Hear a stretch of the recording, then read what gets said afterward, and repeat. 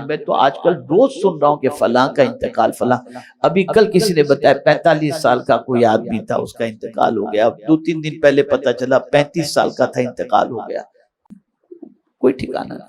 اور حضور صلی اللہ علیہ وسلم کے فرمان کی روشنی میں دیکھا جائے تو سرکار صلی اللہ علیہ وسلم کے فرمان کا مفہوم ہے کہ میری امت کی عمر اوسطاً اگر دیکھا جائے تو 65 کے قریب کی ہوگی، بس زیادہ اس سے کوئی جی نہیں سکے گا الا ماشاءاللہ، جس کو مل گئی۔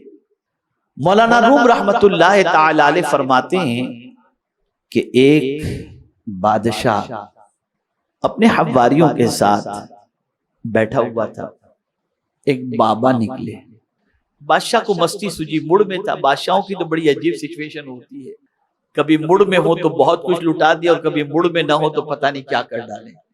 بادشاہ مڑ میں بیٹھا ہوا تھا، بابا نکلے، بادشاہ کو مستی سوجی کہ چلو ذرا بابا سے کچھ مذاق کر لیں۔ پولیس سے کہا بابا کو بلا کے لے کے آؤ، وہ بابا کو لے کر گیا۔ بادشاہ نے اپنی جیب سے ایک لال رومال نکالا اور نکال کر کے اس بابا کو دے دیا، اور بابا سے کہا دیکھو یہ میرے جتنے بھی خدام اور لوگ کھڑے ہیں نا، ان میں سے جو تم کو سب سے زیادہ بے وقوف نظر آئے نا اس کو یہ رومال دے دو۔ اور چونکہ اسے ہنسی مذاق کرنی تھی تھوڑی سی، بابا تھے وہ آج کے بابا کی طرح نہیں تھے، بڑے ہوشیار تھے۔ بابا نے سب کو دیکھا اور دیکھنے کے بعد رومال اپنی جیب میں رکھ لیا، اپنی جیب میں رکھ لیا۔ بادشاہ کا تو ایک دم پورا موڈ خراب ہو گیا کہ یار میں تو کیا سوچا تھا، کسی کی ٹنگل اڑائیں گے، یہ جس کی جیب میں رکھیں گے جس کو دیں گے اس کا مذاق اڑے گا، کہے لگیں گے، لیکن تو عجیب بابا اس نے تو اپنی جیب میں ہی رکھ لیا۔ بادشاہ نے کہا اچھا بابا جاؤ۔ بابا چلے گئے۔ کچھ دنوں کے بعد بادشاہ بیمار پڑا اور سخت بیمار پڑا۔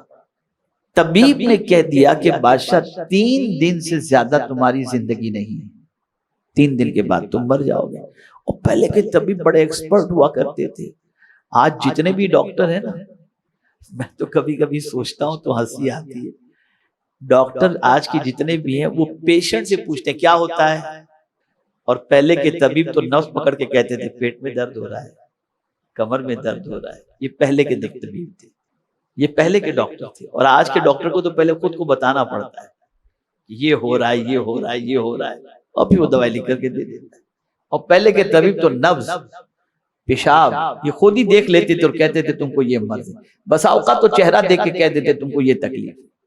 تو اس زمانے میں طبیب بڑے ہوشیار تھے، تو طبیب نے دیکھ لیا تو کہہ دیا اب تم 3 دن سے زیادہ نہیں جی سکتے۔ اور جتنے بھی مالدار ہوتے ہیں نا، پیسہ جن کے پاس ہوتا ہے اور بادشاہت اور اقتدار جن کو ہوتی ہے، ان کو سب سے زیادہ ڈر مرنے کا رہتا ہے۔ تو جو سب سے بڑے اور ٹاپ لیول کے ڈاکٹر ہوتے ہیں نا، وہ ان کے ساتھ ہی رکھتے ہیں، جتنے بھی آپ دیکھ لیجئے، جتنے بھی۔ تو بادشاہ بھی طبیب ایکسپرٹ رکھتے تھے، ذرا طبیعت خراب ہو فوراً ٹھیک کر دیں۔ اب طبیب نے کہہ دیا 3 دن سے زیادہ تم زندہ نہیں رہ سکتے۔ بادشاہ کو یقین ہو گیا کہ اب 3 دن سے زیادہ میں جیوں گا نہیں۔ خیال آیا کہ جس رعایا پر میں نے حکومت کی ان میں سے بہت سارے ایسے ہیں جن سے کبھی میری ملاقات نہیں ہوئی، وہ مجھ سے ملنا چاہتے ہیں، چلو آج رعایا کا ارمان پورا کر دیا جائے۔ اعلان کر دیا بادشاہ نے کہ آج بادشاہ فلاں جگہ بیٹھیں گے، جس کسی کو ملنا ہے آ کر بادشاہ سے ملیں۔ 2 دن تک کے لیے اعلان تھا۔ اب ساری رعایا آ رہی ہے، بادشاہ سے دیکھ رہی ہے، بادشاہ کو دیکھ کے مل کے جا رہے ہیں بادشاہ۔ اب اسی میں دوسرے دن بابا آ گئے، وہی بابا جن کو بادشاہ نے رومال دیا تھا۔ تو بابا نے بادشاہ سے پوچھا بادشاہ سلامت، کہاں کی تیاری ہے، بھیڑ بھاڑ اتنی اکٹھی ہو رہی ہے؟ تو بادشاہ نے کہا بہت لمبے سفر کی تیاری ہے۔ غور سے سنیے گا، بہت لمبے سفر کی تیاری ہے۔ تو بابا نے کہا بھئی تمہارے سفر کے بارے میں تو ہم جانتے ہیں، تم جہاں کہیں بھی سفر کرتے ہو تو پروٹوکول ہوتا ہے، تم جہاں کہیں سفر کے لیے جاتے ہو ہٹو بچوں کا شور ہوتا ہے، تم جہاں کہیں سفر کے لیے جاتے ہو وہاں پر پہلے سے تمہارے لیے انتظام ہوتا ہے، اور تم جہاں کہیں سفر کے لیے جاتے ہو وہاں پہلے سیٹ اپ دیکھ لیتے ہو، انتظام دیکھ لیتے ہو، پھر سفر کے لیے جاتے ہو پہلے افراد بھیج کر وہاں کا سب کچھ دیکھ لیتے ہو۔ ارے بھئی یہ تو بتاؤ تم جہاں کا سفر کر رہے ہو وہاں کا کچھ انتظام بھی تم نے کیا ہے؟ کچھ سیٹ اپ بھی ہے، پروٹوکول وغیرہ، کچھ انتظام وغیرہ؟ بس بادشاہ کی آنکھوں سے آنسو نکل گئے۔ بادشاہ نے کہا یہی تو میری غفلت رہی، وہاں کوئی پروٹوکول نہیں، وہاں کوئی انتظام نہیں، وہاں کوئی ساتھ آنے والا نہیں، کوئی میرے ساتھ نہیں چلے گا، اور افسوس کہ میں نے اپنی پوری زندگی جہاں مستقل نہیں رہنا وہاں کی تیاری میں تو میں نے گزار دی، اور اس سفر کے لیے میں نے کوئی تیاری نہیں کی۔ اتنا سننا تھا کہ بابا نے اپنی جیب سے لال رومال نکالا، بادشاہ کو دے دیا اور کہا تجھ سے زیادہ میری نظر میں کوئی دوسرا بے وقوف نہیں ہے۔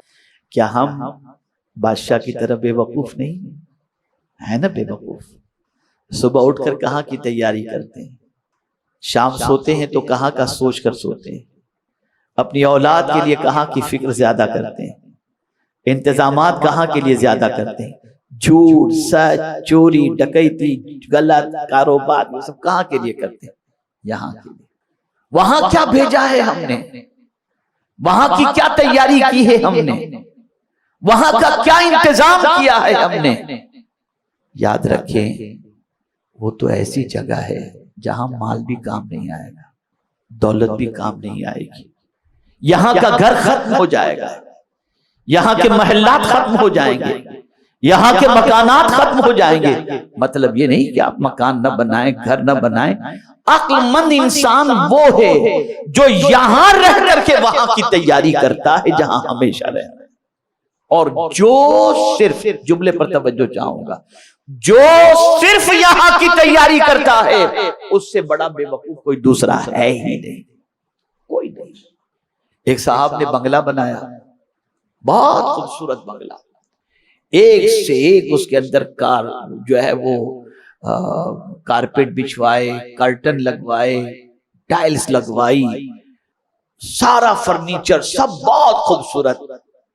لوگوں کو بلایا کہ بھئی آؤ ذرا آ کے میرا بنگلہ دیکھو، سب آئے، کیا میچنگ ہے، کیا کلر ہے، بس وہ جیسا کہ عام طور پر حسرت بھری نگاہوں سے سب نے دیکھا، دیکھ کے تعریف کی سب نے۔ اسی علاقے کے اندر ایک بزرگ رہتے تھے اللہ والے، تو جس نے بنگلو بنایا تھا اس نے سوچا کہ ذرا اللہ والے کو بھی بلا کر ان کے قدم پڑ جائیں گے تو اور برکت ہو جائے گی۔ بلایا ان کو، وہ بھی آئے، ایک نظر دوڑائی اور اس بنگلے والے سے کہا یہاں جو بھی رہے گا نا وہ مر جائے گا۔ تو وہ بھی آدمی پڑھا لکھا تھا، اس نے کہا حضرت آپ بڑی عجیب بات کرتے ہیں، بنگلے میں جو رہے گا مر جائے گا، تو فلیٹ میں بھی جو رہے گا وہ کہاں پرماننٹ رہنے والا ہے، وہ بھی تو ایک دن مرے گا، جھوپڑے میں بھی رہنے والا ہے ایک دن مرے گا، فٹ پاتھ پہ بھی رہنے والا ہے ایک دن مرے گا، مریں گے تو سب ایک دن، کوئی پرماننٹ رہنے کے لیے تھوڑی ہے، کہیں بھی کوئی رہے کوئی پرماننٹ نہیں رہ سکتا۔ کوئی ایسی بھی جگہ ہے بابا حضرت آپ یہ تو بتائیے جہاں آدمی پرماننٹ رہ سکے؟ کہا میں چاہتا تھا کہ بیٹا تم مجھ سے یہ سوال کر۔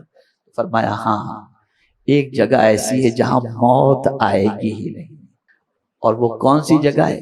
وَمَا الْحَيَاةُ، وہ کون سی جگہ ہے؟ وَأَنَّ الدَّارَ الْآخِرَةَ لَهِيَ الْحَيَوَانُ، آخرت کا گھر وہ گھر ہے جہاں موت ہے ہی نہیں، زندگی ہی زندگی ہے، زندگی ہی زندگی، یہ ہے آخرت کا گھر۔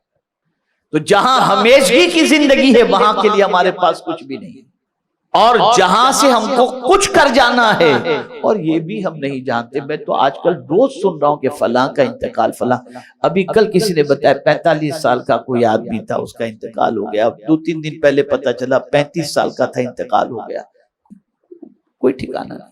اور حضور صلی اللہ علیہ وسلم کے فرمان کی روشنی میں دیکھا جائے تو سرکار صلی اللہ علیہ وسلم کے فرمان کا مفہوم ہے کہ میری امت کی عمر اوسطاً اگر دیکھا جائے تو 65 کے قریب کی ہوگی، بس زیادہ اس سے کوئی جی نہیں سکے گا الا ماشاءاللہ، جس کو مل گئی، باقی 60-65 کے اندر تو اب ہم دیکھیں، چلیے بہت دور جانے کی ضرورت نہیں، ابھی تک دیکھیں آپ میں سے میکسیمم 30 35 25 40 50 60 کی عمر کے، آج صرف جا کر بستر پر لیٹ کر صرف اتنا سوچیں کہ جہنم سے بچنے کا ہم نے کیا انتظام کیا، اور جنت کے لیے ہم نے کیا تیاری کی، اور آخرت کے لیے ہم نے کیا سامان تیار کیا، جہاں کوئی کام نہیں آئے گا، بیٹے بھی کام نہیں آئیں گے، مال بھی کام نہیں آئے گا، یوم لا ینفع مال ولا بنون، قیامت کے دن مال بھی نفع نہیں پہنچائے گا، بیٹے بھی نفع نہیں پہنچائیں گے۔